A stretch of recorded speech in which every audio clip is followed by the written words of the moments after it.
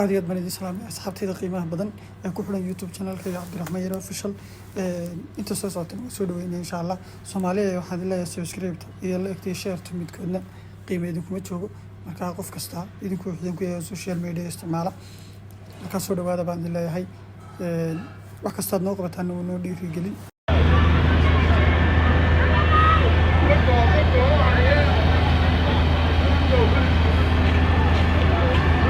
ورجيسة لا من مرة نقول ذكرى من هو